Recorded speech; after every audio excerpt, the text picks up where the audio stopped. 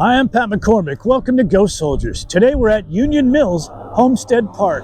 Union Mills was established in 1797 by two brothers, Andrew and David Shriver Jr., who combined their resources and skills in a venture to construct two mills, a grist mill and a sawmill.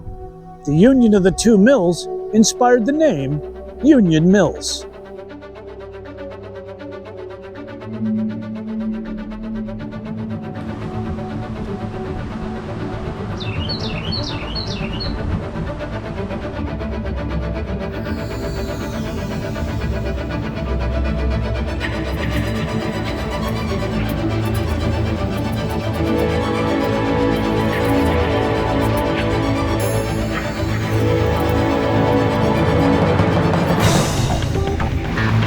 The privy, the outhouse.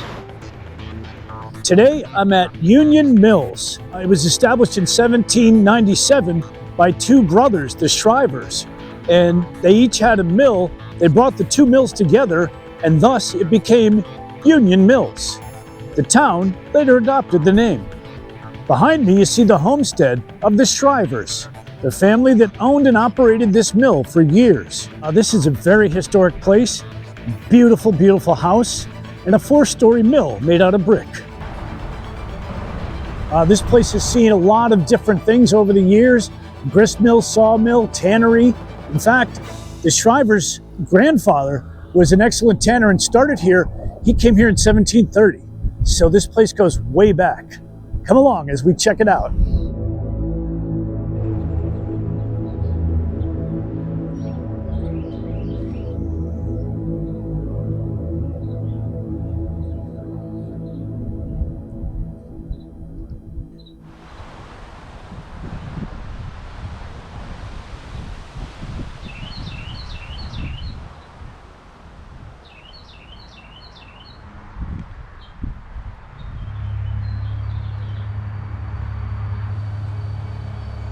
Wow, look at this chair.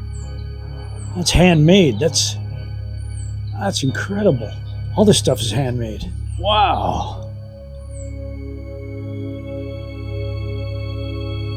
Beautiful house, you guys. Shrivers.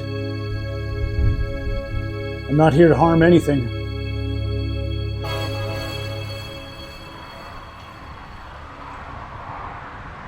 Wow.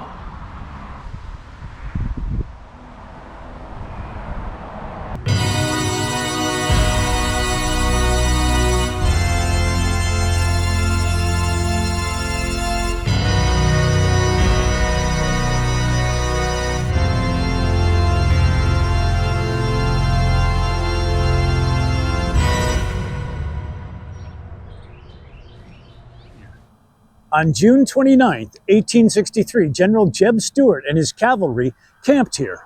Interesting stories. They actually were fed by the Shriver family flapjacks, the Confederates were, out the back door of the kitchen.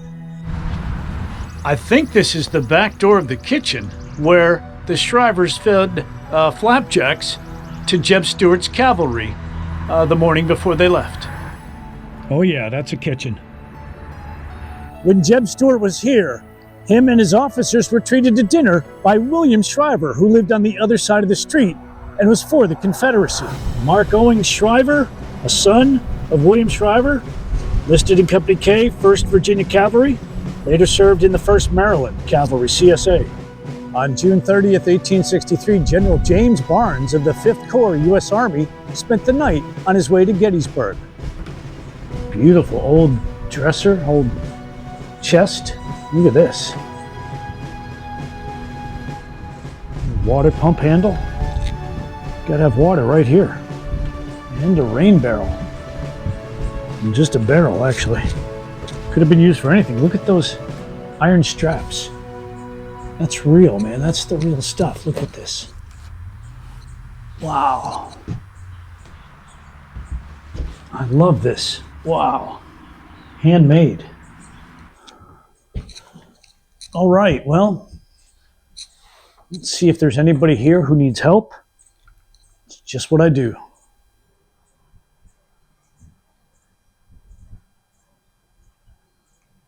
Hello, my name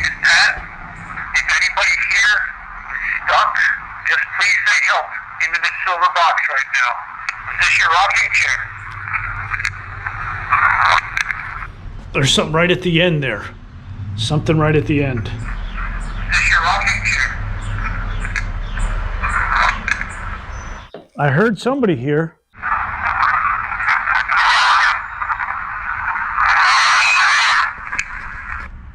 Well, I think that's a response. Thank you very much for just letting me come and just walk around a little bit. All right, let's move on. There's a story about Fitzhugh Lee, who was with the cavalry and slept under an apple tree that night out here on the grounds. The whole cavalry would have been all over these grounds and back down the highway, actually. So there's a crabapple tree here. I don't know if that's it. This is not a bad spot if you gotta get some sleep.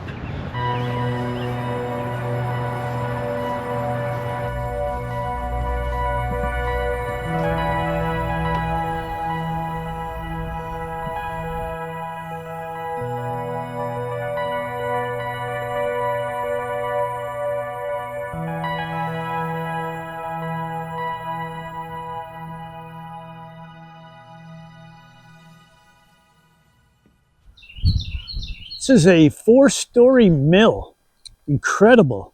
It was actually automated in its day, which improved their production. It allowed them to be well compensated and do extremely well in the business.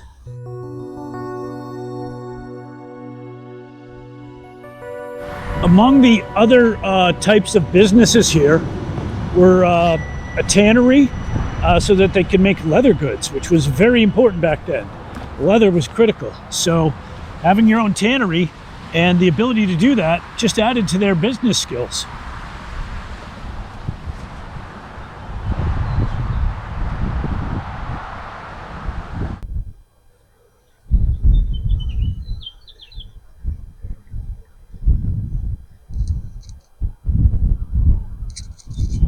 The first mill here was made out of wood. Then Andrew and David Shriver Jr. built this mill, a 4-story mill out of brick.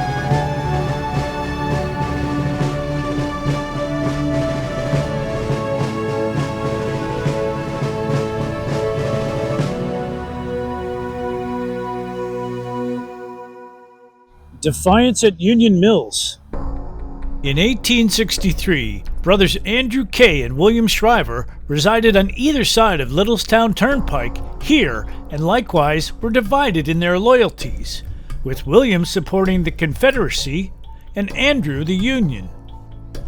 When officers at the head of General Jeb Stuart's Confederate Cavalry Command confronted Andrew Shriver here late on June 29th, he staunchly proclaimed, "I can tell you, I am a Union man." Shriver, a slaveholder, had a son in the Union Army. Soon, his land, including his yard, gristmill, sawmill, tannery, and orchard, were filled with Confederate cavalry. The remainder of the column stretched for miles along the turnpike. That night, Confederate General Fitzhugh Lee slept under an apple tree in the orchard behind the house. Just hours after the Confederates departed, the next day George Sykes' footsore and fatigued Union 5th Corps marched into Union Mills and camped along Big Pipe Creek. A lieutenant in the 4th Michigan Infantry wrote home that he washed in a rapid stream at Union Mills, indulging in a brief respite from the heat. When 62-year-old General James Barnes needed a bed for the night, Shriver gave him the room once occupied by Washington Irving decades earlier. On the morning of July 1st, 5th Corps marched north across the Mason-Dixon line into Pennsylvania.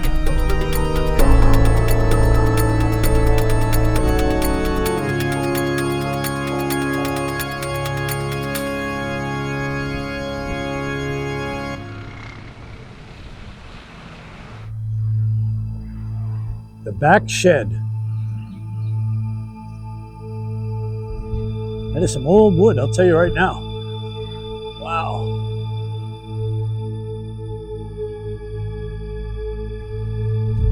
Man, that is some old wood.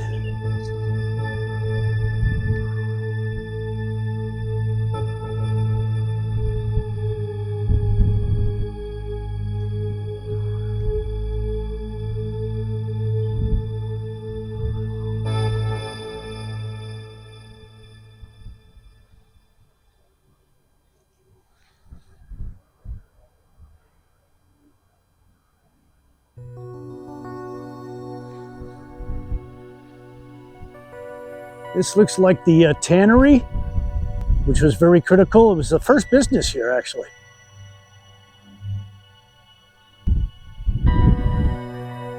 This is the tannery. It was very critical back then to make leather goods. Everything was made out of leather. The straps for the mill, belts, you know, all kinds of stuff. This is the tannery right here. One of the oldest buildings on the property, I believe.